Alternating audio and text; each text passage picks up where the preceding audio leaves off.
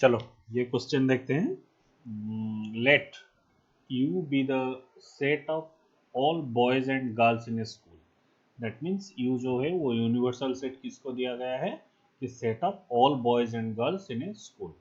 अच्छा चलो पहले हम यूनिवर्सल सेट का डायग्राम ड्रॉ कर लेते हैं। सो यूनिवर्सल सेट का कैसे ड्रॉ करते हैं ऐसे। सो ये है आपका you and G be the set of all girls in the school and B be the set of all boys in the school. So G all girls का है और B all boys का है। मान लिया ये है आपका all boys का और ये है आपका all गर्ल्स का। मैंने अलग अलग क्यों बनाया क्योंकि बॉयज और गर्ल्स का इंटरसेक्शन क्या होगा, कुछ नहीं होगा क्योंकि ये दोनों डिसजॉइंट सेट्स है। सो बॉयज और गर्ल्स का इंटरसेक्शन 5 होगा। इसका मतलब क्या है कि ये दोनों अपने एक दूसरे को कट नहीं करेगा। ठीक है। अच्छा चलिए S be the set of all students in the school who take swimming. That means S और एक सेट है जो कि उन लोगों का सेट है जो स्विमिंग लेते हैं। दैट मीन्स कुछ बॉयज लेंगे या फिर कुछ गर्ल्स लेंगे। अच्छा then some but not all the students in the school take swimming. That means कुछ लोग भी बच जाएंगे जो कि स्विमिंग नहीं लेंगे। So draw the Venn diagram. मान लिया ये है आपका एस सेट जो कि स्विमिंग में पार्टिसिपेट कर रहे हैं। सो देखो कुछ बॉयज स्विमिंग में पार्टिसिपेट कर रहे हैं, कुछ गर्ल्स स्विमिंग में पार्टिसिपेट कर रहे हैं और यहाँ पे जो रेस्ट ऑफ द एरिया है वो कुछ अलग स्टूडेंट्स का और कुछ ऐसा स्टूडेंट्स का। और ये जो रेस्ट एरिया है ये जो एरिया है ये उन लोगों के लिए है जो कि स्विमिंग में पार्टिसिपेट नहीं कर रहे। स्कूल का स्टूडेंट है पर स्विमिंग में पार्टिसिपेट नहीं कर रहे हैं। तो one of the possible Venn diagram is this one. अच्छा आगे चलते हैं। अच्छा for all sets A B C prove so that this one. That means ये एक प्रूफ टाइप का क्वेश्चन आ गया। सो प्रूफ टाइप का क्वेश्चन मैंने आपको पहले भी बताया है कि प्रूफ टाइप का क्वेश्चन को कैसे करेंगे। या तो आप आइडेंटिटी या कुछ प्रॉपर्टी लगा लो। प्रॉपर्टी लगा लो का मतलब ये जो सपोज आप लेफ्ट साइड में शुरू करते हो कुछ भी सेट का प्रॉपर्टी लगा लो राइट साइड में राइट साइड तक पहुंच जाओ। वरना एक अगर प्रूफ करने के लिए दिया गया है तो इसको क्या करते हैं ना x is equal to let x belongs to left side से शुरू करते हैं और दिखा देते हैं कि the same belongs to right side. इसका मतलब क्या है मान लिया मैं मुझे दिखाना है कि a is equal to B. मैंने समझाया है शायद पिछले क्वेश्चंस में a is equal to B दिखाना है तो मुझे क्या करना होगा कोई एक एलिमेंट और कोई एक element that means any element of A choose कर लेते हैं। एक्स कोई भी एलिमेंट ए का हो सकता है और थ्योरम लगाओ और दिखा दो कि वही एक्स बी में लाई करेगा। इसका मतलब कोई भी एक्स जो ए में है वो बी में होगा। इसका मतलब क्या होगा यहीं से हमें मिलेगा ए सबसेट ऑफ बी। और वही जो है शुरू करो x बिलोंग्स टू बी से और इसको दिखा दो x belongs to A.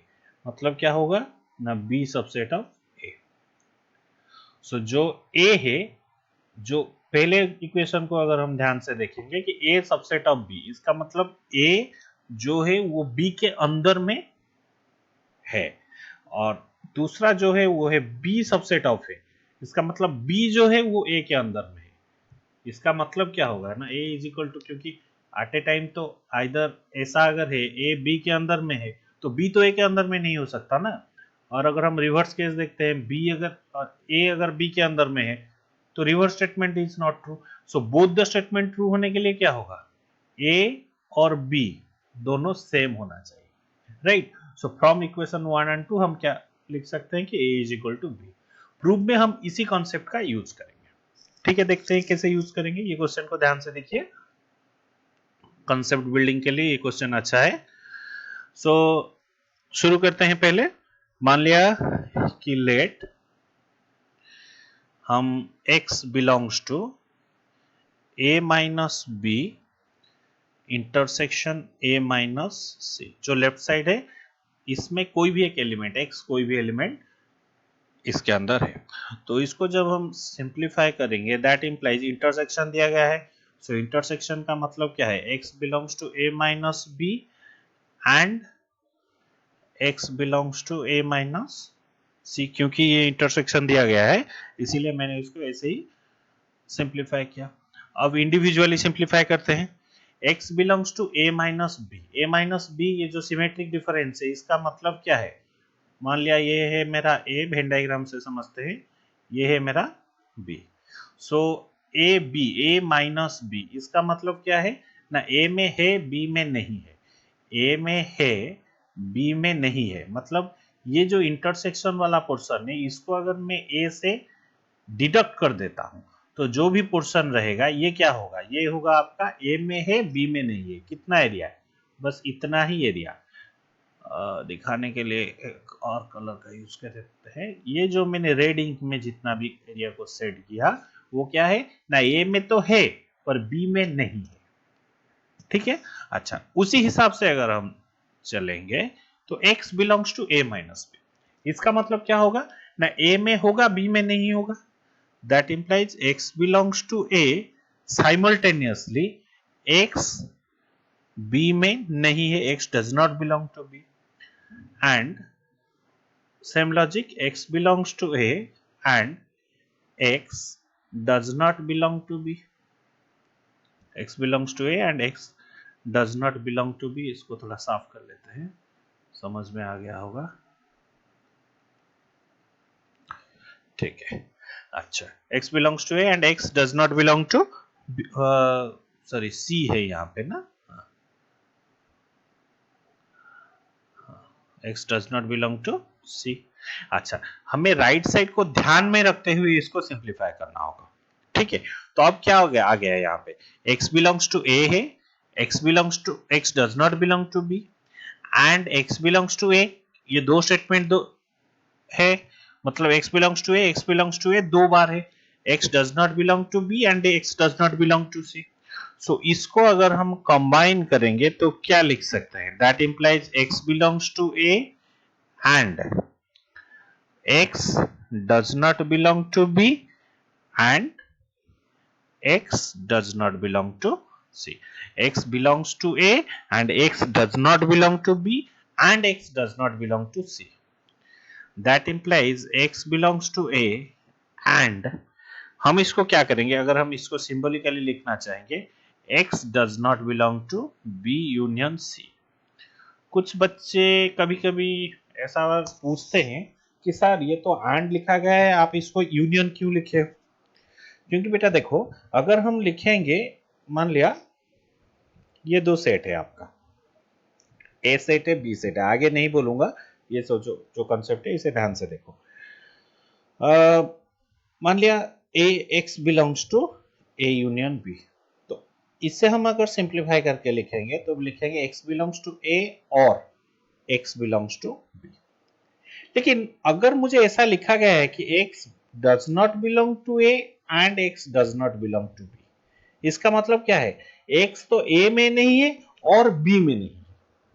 So simultaneously अगर हम देखेंगे x a और b किसी में भी नहीं है, किसी में भी नहीं है मतलब क्या है, हम इसको ऐसे लिख सकते हैं x does not belong to a union b। ठीक है, मतलब ये बाहर वाला जो एरिया है उसी में लाई करेगा। ठीक है, अच्छा ये आप देखो, x does not belong to B union C, तो जब ये does not belong to symbol आता है तो एंड और पलट जाता है। इसको भी, ये भी एक ध्यान रखने वाला चीज है, अगर कॉन्सेप्ट समझ में आ गया है तो कोई बात नहीं। ठीक है, अच्छा तो फिर हम ये जो क्वेश्चन है अब क्या करेंगे, that implies x belongs to a and x does not belong to b union c। that implies x belongs to a में रहेगा और इसमें नहीं रहेगा, so a minus b union c।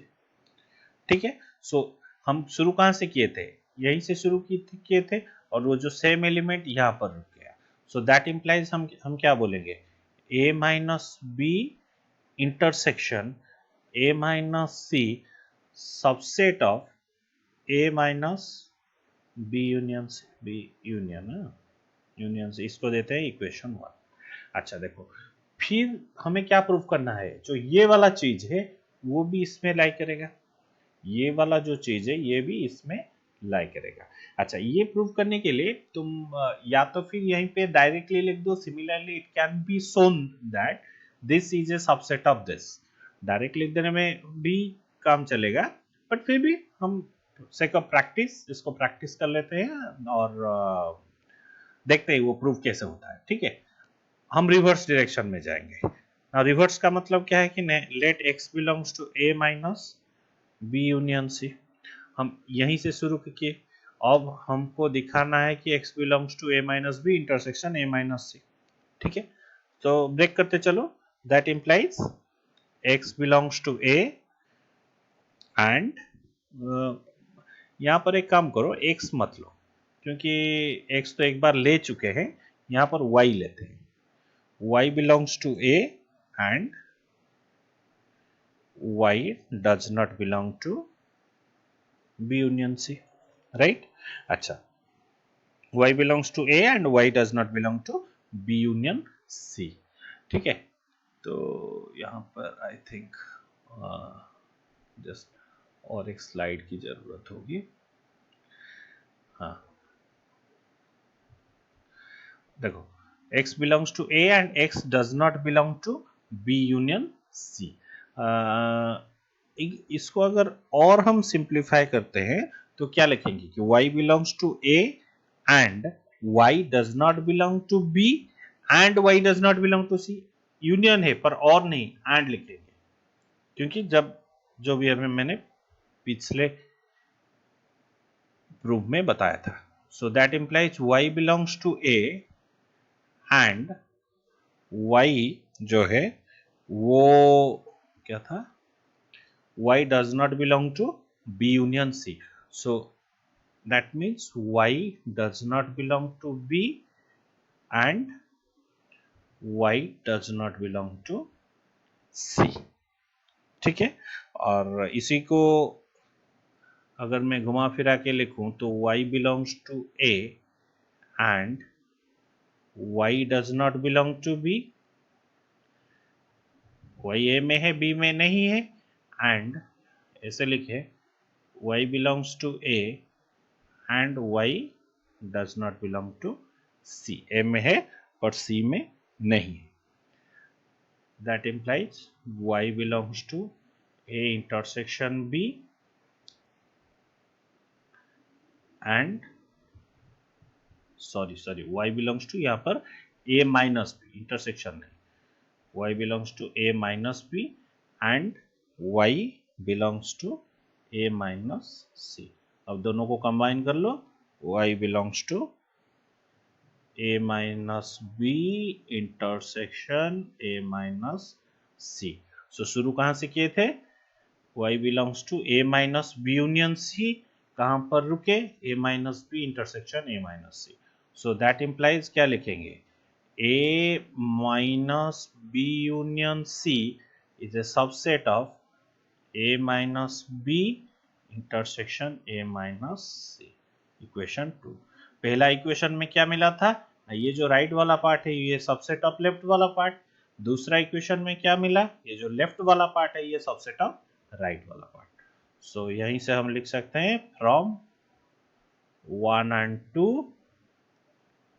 A minus B union C is equal to A minus B intersection A minus C। Hence proved।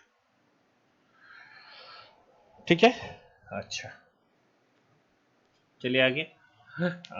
For all sets A and B, A minus B union A intersection B is equal to A। अच्छा, ये जो question है इसको हमें true या false बताना होगा। देखो, ये कोई प्रूफ के लिए हमें फोर्स नहीं किया गया है, तो हमें ट्रू बताना है या फॉल्स बताना है। तो इसको चाहे हम प्रूफ में बता सकते हैं x बिलोंग्स टू, जैसे मैंने बताया, चाहे प्रॉपर्टी यूज करके हम चेक कर सकते हैं, या फिर हम वेन डायग्राम से भी चेक कर सकते हैं। ठीक है, सो हम अलग अलग क्वेश्चंस के लिए सारे मेथड अपनाएंगे। ठीक है, अच्छा पहले इसको देखते हैं ये ट्रू होगा या फॉल्स होगा। लेट ये जो है वो इज इक्वल टू होना चाहिए। तो हम क्या करेंगे, पहले इसको प्रॉपर्टी में प्रूव करते हैं। प्रॉपर्टी में आप वेन डायग्राम में भी कर सकते हो, कोई इश्यू नहीं। सपोज हम LHS से स्टार्ट करते हैं, A minus B union A intersection B। अच्छा, A minus B union A intersection B। तो अगर आप यहाँ से देखोगे तो एक डिस्ट्रीब्यूटिव लॉ है सेट थ्योरी में, अगर आपको पता होगा distributive law, distributive law, distributive law. अच्छा, नहीं भी पता है तो यहाँ यहीं से पता कर लो। A intersection B union C is equal to A intersection B union A intersection C। इसी को भी ऐसे भी लिख सकते हो कि A union B intersection C, मतलब ब्रैकेट के बाहर एक सिंबल, ब्रैकेट के अंदर एक सिंबल। तो ये क्या हो जाएगा ना, A union B intersection A union C। अच्छा, उसी डिस्ट्रीब्यूटिव लॉ का अगर हम यहाँ पर अप्लाई करेंगे तो पहले ये क्या हो जाएगा, A minus B union A intersection B। तो हम इसको क्या करेंगे कि ये यहाँ पर देखो, बाहर में यूनियन है, अंदर में इंटरसेक्शन है। तो हम इसको ऐसे लिख सकते हैं कि A minus B union A।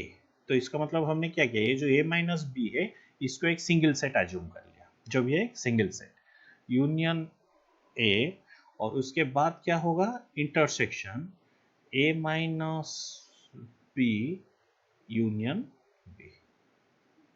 इसको अगर हम डिस्ट्रीब्यूटिव लॉ डाल दिए तो ऐसा ही आएगा, ठीक है। अच्छा, so which in turn will give us, आप ये देखो A minus B union A। अगर आपको वेन डायग्राम याद है तो ये क्या होगा, ये मान लिया A है, ये मान लिया B है। A माइनस बी कितना होगा, अभी अभी दिखाया था, इतना होगा union A।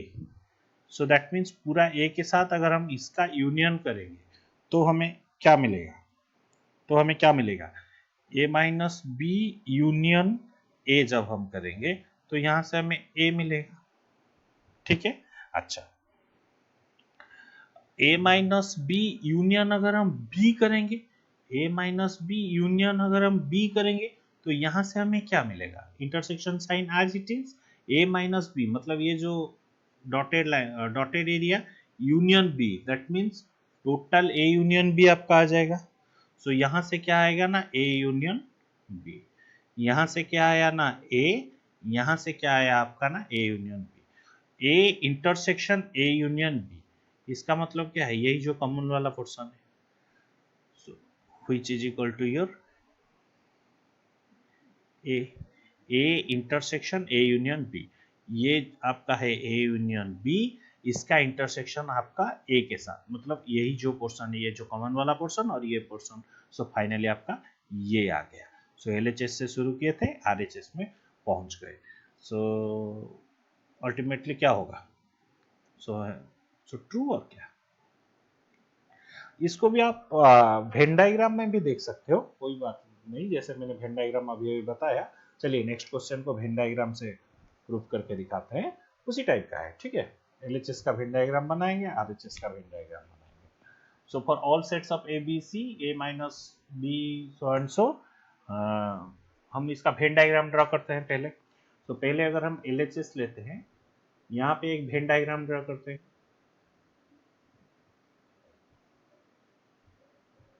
A B C तीनों सेट है, A B C। आपको अगर आप पहली बार कर रहे हो तो स्टेप बाय स्टेप करना चाहिए। B माइनस सी एक ग्राफ में कर लो, उसके बाद A के साथ इसका रिश्ता देखो।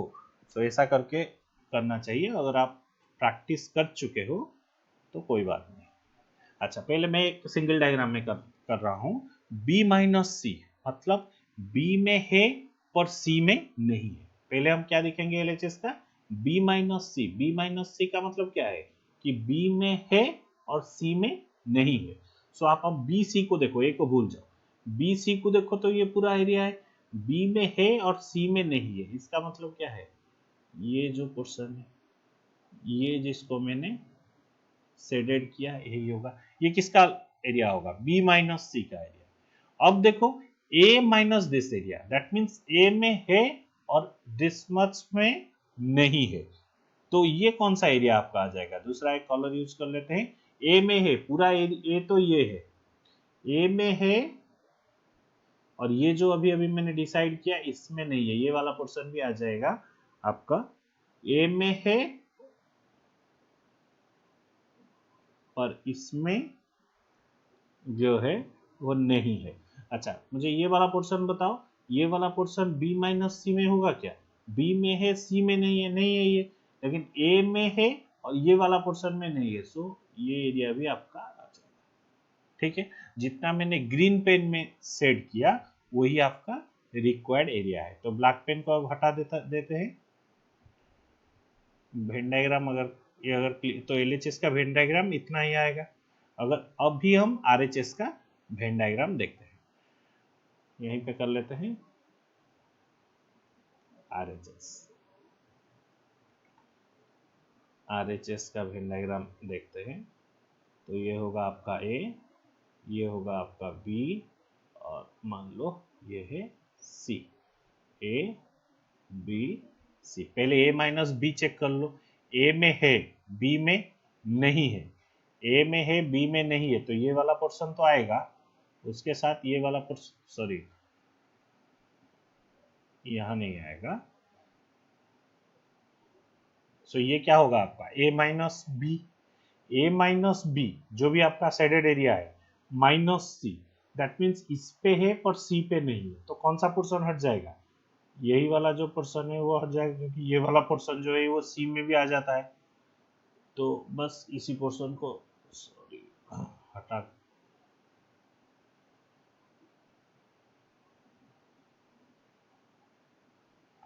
हटा देते हैं इसी पोर्शन को।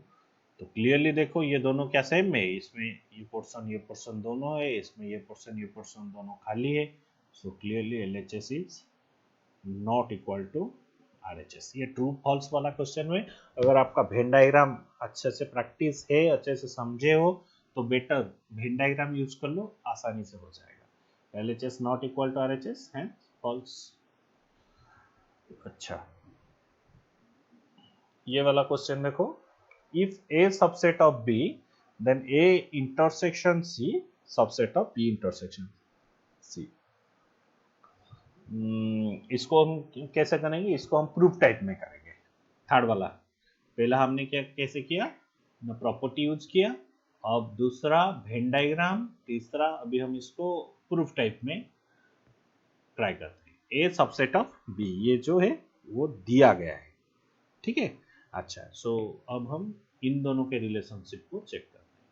सो लेट कैसे शुरू करेंगे, लेट एक्स बिलोंग्स टू आपका A intersection C. So x belongs to A intersection C मान लिया है, तो हम इसे क्या बोल सकते हैं, that implies x belongs to A and x belongs to C. But ये दिया गया है कि A subset of B, that means जो भी ए में रहेगा वो बी में रहेगा, तो कोई अगर ए में है तो इसको हम लिख सकते हैं कि ये बी में रहेगा, and as usual x belongs to C, क्योंकि due to A is subset of B. So यहाँ से क्या मिला हमें, x belongs to B intersection C, तो that implies A intersection C is subset of B intersection C. Prove हो गया। तो ये वाला क्वेश्चन क्या है, ट्रू। अच्छा आगे चलते हैं, क्वेश्चन नंबर ये इसी टाइप का एग्जैक्टली उसी टाइप का क्वेश्चन है। सो ये खुद कर सकते हो, ऐसा मेरा उम्मीद है कि आप खुद कर सकते हो, बट फिर भी ट्राई कर लेते हैं, ट्राई करने में क्या प्रॉब्लम है। ए सबसेट ऑफ बी है, सो इसका मतलब क्या है, एक्स बिलोंग्स टू शुरू करते हैं ए यूनियन सी से, that implies x belongs to A और x belongs to C, that implies A subset of B है। सो यहीं से हम लिख सकते हैं एक्स बिलोंग्स टू बी और x belongs to C, x belongs to b union c, that implies हो गया a यूनियन c जो है वो सबसेट होगा किसका, b यूनियन c का, हेंस इट इज ट्रू। जो भी 15 नंबर था सेम टाइप। अच्छा 17 नंबर में क्या दिया गया है, और एक कंडीशन जोड़ दिया है, बट फिर भी प्रूफ इसी टाइप का। यहाँ पर क्या है, ए बी का subset, A is a subset of B, B is a subset of C, right, then prove that this one. So let x belongs to, जो प्रूव करना है, ए यूनियन बी। इसका मतलब है कि x बिलोंग्स टू ए और x belongs to B. देखो ए किसका सबसेट है, आपका बी का, तो यहीं पे हम लिख सकते हैं that implies x belongs to B. जो ए में लाई करेगा और जो ए के अंदर होगा वो बी के अंदर तो जरूर होगा, क्योंकि ए जो है पूरा ए बी के अंदर रहता है, A is a subset of B, और बी सबसेट ऑफ सी, और जो आपका बी है वो सबसेट ऑफ सी। सो इसका मतलब बी और एक्स बिलोंग्स टू बी छोड़ देते हैं, एक स्टेप ओमिट करते हैं। अच्छा x बिलोंग्स टू b और x belongs to b, that means x belongs to b।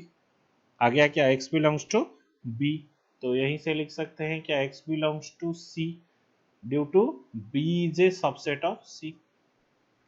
तो a यूनियन b से शुरू किए, अब क्या कहाँ पहुंचे, that implies a union b is a subset of c। So मतलब ये जो आपका दिया है ये ट्रू है, ठीक है। अच्छा ये तो ट्रू फॉल्स टाइप का था। अच्छा यहाँ पे क्लियरली लिखा गया है कि use the property, using property you prove that this one. So यहाँ पे हम x belongs to so and so नहीं ले सकते, लिए तो भूल हो जाएगा, तो गलत हो जाएगा। पर यहाँ पे हम क्या करेंगे, नहीं यहाँ पर हम प्रूफ, और that means only by using properties we will prove this one, only by using the property. तो चलिए शुरू करते हैं, LHS से शुरू करते हैं, प्रॉपर्टी का भी थोड़ा प्रैक्टिस हो जाएगा। LHS में क्या दिया गया है, A यूनियन B माइनस ए। देखिए जब आपको ऐसे सिमेट्रिक डिफरेंस का क्वेश्चन आएगा तो आप क्या करोगे ना, A माइनस बी जो है वो, इसका मतलब क्या है, वेन डायग्राम से चेक कर लो एक बार, ये है मान लिया A, ये है आपका B, A B, तो इसका मतलब A में रहेगा और B में नहीं रहेगा, यही वाला पोर्शन है। इसको अगर हम ऐसे लिखेंगे, A इंटरसेक्शन B डैश और B कॉम्प्लीमेंट। सो B कॉम्प्लीमेंट का मतलब क्या है, यही वाला पोर्शन है। B कॉम्प्लीमेंट का मतलब क्या है कि जो आउटसाइड B है यही वाला पोर्शन, इसका अगर हम A के साथ इंटरसेक्शन ले लिया तो यही वाला पोर्शन ही आएगा। फायदा क्या होगा ना, ए बी दोनों यहाँ पर, ये जो फॉर्मूला में ए और बी दोनों रहेगा, बस ये जो सिमेट्रिक डिफरेंस हटकर इसके जगह पे इंटरसेक्शन आ जाएगा और यहाँ पे बी प्राइम हो जाएगा। तो अगर सिमेट्रिक डिफरेंस हटकर इंटरसेक्शन आ गया तो मान लिया हम कुछ फॉर्मूला या ऐसा कुछ यूज कर सकते हैं, जैसे कि डिस्ट्रीब्यूटिव लॉ और दो, ठीक है, ये एक बहुत पॉपुलर सब्स्टिट्यूशन और फॉर्मूला है, आप कह सकते हैं। तो यहाँ पर देखो ए यूनियन बी माइनस ए है, तो हम क्या लिख सकते हैं कि बी इंटरसेक्शन आपका ए कॉम्प्लीमेंट। तो यहाँ पर तो अभी अभी पढ़ाया था डिस्ट्रीब्यूटिव लॉ, काम कर जाएगा, तो क्या होगा, ए यूनियन बी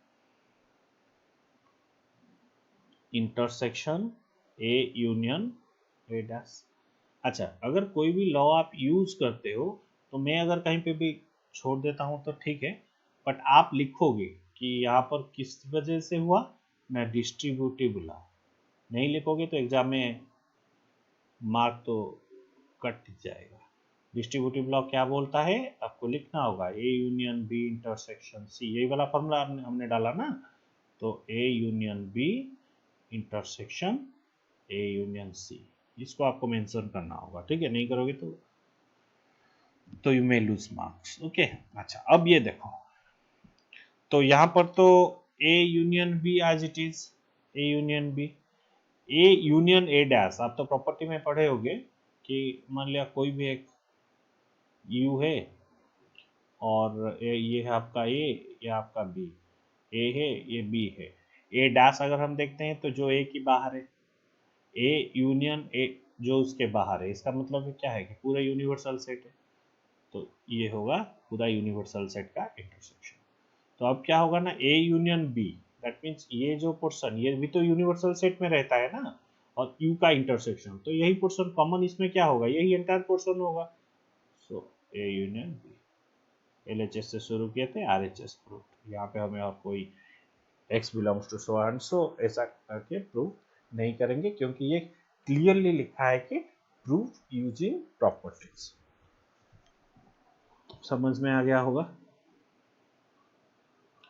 अच्छा, यहाँ पर क्वेश्चन नंबर 19, यहाँ पर भी वो सेम सेम टाइप का है। आपको दिया गया है कि प्रूव यूजिंग प्रॉपर्टीज, यहाँ पे नहीं लिखा गया है, but go through NCERT exemplar book, you will find कि यहाँ पर लिखा गया है कि प्रॉपर्टी यूज करो। तो चलिए शुरू हो जाते हैं। प्रॉपर्टी यूज करेंगे, मतलब LHS ए माइनस बी, इसको हम क्या लिख सकते हैं, अभी अभी मैंने पढ़ा है A minus A intersection B dash, इसको हम ऐसे लिख सकते हैं प्रीवियस क्वेश्चन में जैसे लिखे थे। अच्छा, इसका एक्सप्लेनेशन प्रीवियस क्वेश्चन में है। अच्छा, A minus A intersection B dash, तो अभी इसको क्या लिख सकते हैं, फिर से हम ये जो ए माइनस बी वाला कंडीशन डालेंगे, तो इसका क्या होगा ना, ए इंटरसेक्शन बी डैश का होल डैश, राइट। तो अगर हम इसको सिंप्लीफाई करेंगे, अब हमें क्या मिलेगा, A intersection A dash union B dash का होल डैश, ये एक नया प्रॉपर्टी है। ये कौन सा प्रॉपर्टी है, अच्छा ये यहाँ पर प्रॉपर्टी कौन सा प्रॉपर्टी है मैंने नहीं लिखा, आप लिखोगे। यहाँ पर जो प्रॉपर्टी हमने डाला वो कैसा प्रॉपर्टी ना, ए इंटरसेक्शन बी का whole dash is equal to A dash union B dash, वही प्रॉपर्टी मैंने यहाँ पर डाला। और अभी क्या हो गया ना, is equal to A intersection A dash union B, वो बी कैसे आया, ये भी प्रॉपर्टी आपने सीखा होगा, ए डैश का डैश क्या होगा ए, सब हमें क्या मिलेगा ना, ए डैश यूनियन बी। अब आप देखो इंटरसेक्शन बाहर है, यूनियन अंदर है, सेम ब्रैकेट कर लेते हैं, यूनियन अंदर है, तो कौन सा प्रॉपर्टी लग जाएगा, डिस्ट्रीब्यूटिव प्रॉपर्टी लग जाएगा। तो डिस्ट्रीब्यूटिव प्रॉपर्टी के कैसे, A intersection A dash union A union B, A और ए डैश में कॉमन क्या है, ए और ए डैश, वेन डायग्राम में मान लिया ये है आपका ए और ये है आपका ए डैश, इसमें कॉमन कुछ नहीं है, तो मतलब फाई यहाँ से आया phi union A union B, so phi, sorry यहाँ पे ये इंटरसेक्शन होगा ना, नहीं होगा कि यहाँ पर अगर हम डिस्ट्रीब्यूटिव लॉ डालते हैं A intersection A dash union A intersection B, तो उसी हिसाब से ये आपका आएगा A intersection B, right.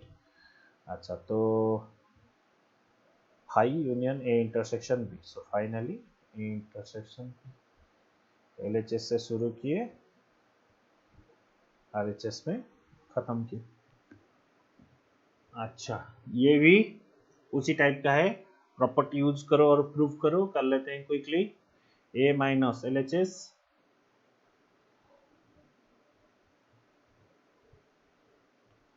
A minus A intersection B, उसी टाइप का प्रॉपर्टी डालते हैं, ए इंटरसेक्शन बी का होल डैश, माइनस को हटाकर इंटरसेक्शन लाए, एक्सप्लेनेशन है प्रीवियस क्वेश्चंस। तो ए इंटरसेक्शन बी का होल डैश, तो डैश को अंदर ले गए तो क्या होगा, A dash union B dash, last question में है A dash union B dash. अब क्या करेंगे ना, अब आप देखो बाहर में एक साइन अंदर में दूसरा साइन, तो यहाँ पर तो डिस्ट्रीब्यूटिव लॉ आ जाएगा, तो डिस्ट्रीब्यूटिव लॉ अगर आता है तो क्या होगा, जो बाहर का साइन है वो अंदर चला जाएगा, जो अंदर का साइन है वो बाहर रुकेगा। ए इंटरसेक्शन ए डैश, अभी अभी मैंने दिखाया, ए इंटरसेक्शन ए डैश जो है वो कितना होगा, फाई होगा, right. A intersection A dash जो है वो आपका फाई होगा, और union A intersection B dash, यहीं पे इस टाइप पे भी लिख सकते हो। तो अब क्या आएगा, फाई यूनियन समथिंग मतलब दैट समथिंग। तो यहाँ पे आपका क्या आएगा, A intersection B dash. A intersection B dash का रिवर्स डायरेक्शन में वो प्रॉपर्टी डाल दो, वो आपका आ जाएगा A minus B. So RHS proved. और एक बार भी बता रहा हूँ, यहाँ पर मैंने कौन कौन सा प्रॉपर्टी डाला उसको मैंने नहीं लिखा ब्रैकेट करके, क्योंकि सारे जो प्रॉपर्टी है क्वेश्चन नंबर 18-19 में डिस्कस हो चुका है। ठीक है, अगर वो प्रॉपर्टी लिखना चाहो तो वो 18-19 क्वेश्चन को दोबारा देख लो। अच्छा, अब ये भी उसी टाइप का क्वेश्चन है, प्रूफ। प्रूफ मतलब शुरू करते हैं LHS से। अच्छा, LHS से अगर हम शुरू करेंगे तो क्या होगा, A union B minus B, वही माइनस साइन है तो पहले माइनस को हटाते हैं। A union B intersection B dash, डाल दो डिस्ट्रीब्यूटिव प्रॉपर्टी क्योंकि दो डिफरेंट साइंस है। अच्छा, तो वो कैसे होगा ना, A intersection B dash union A, sorry, A intersection B dash union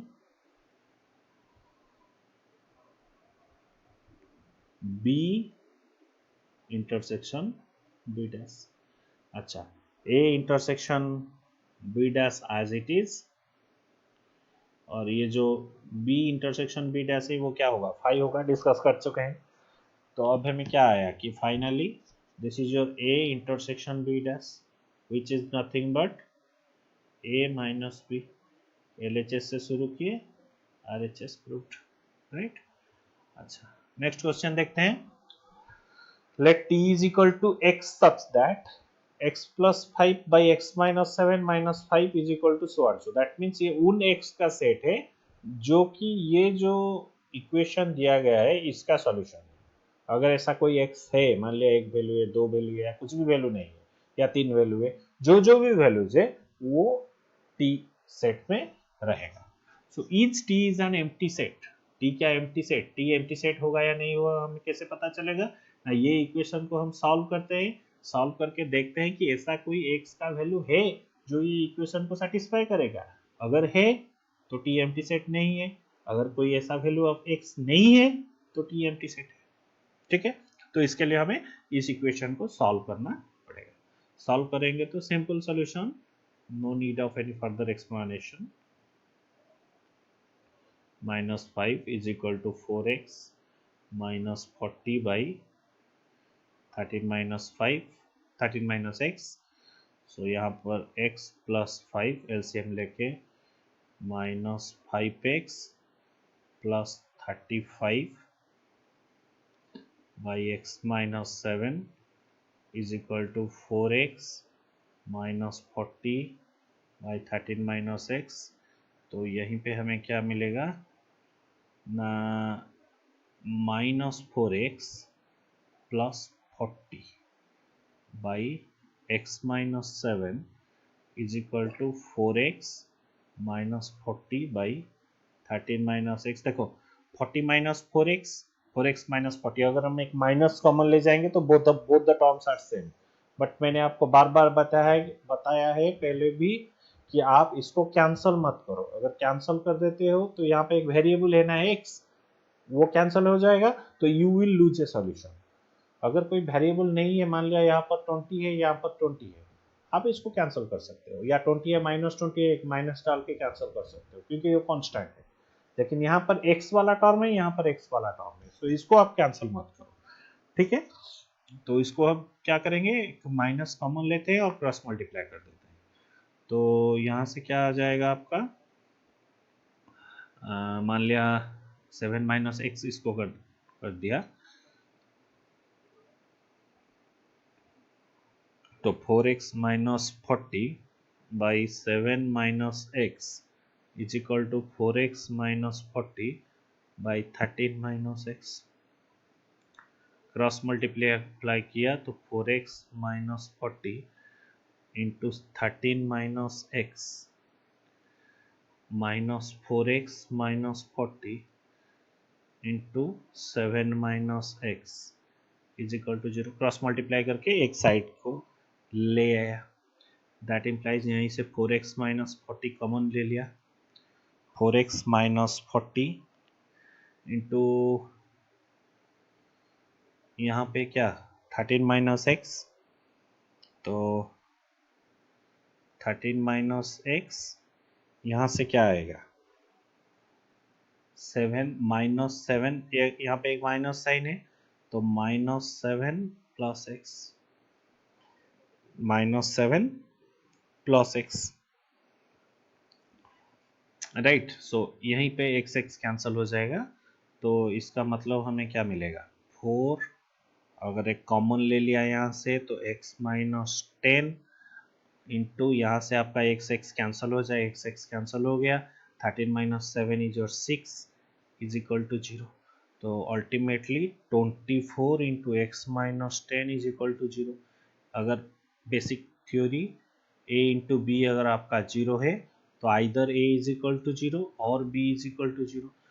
यहाँ पर तो 24 0 के बराबर नहीं है, that implies x minus 10 is equal to 0, so which implies x is equal to 10।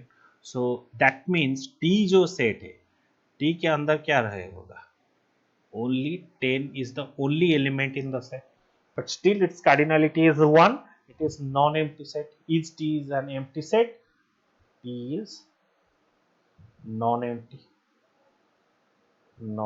set, t is non-empty set, right। so समझ में आ गया होगा।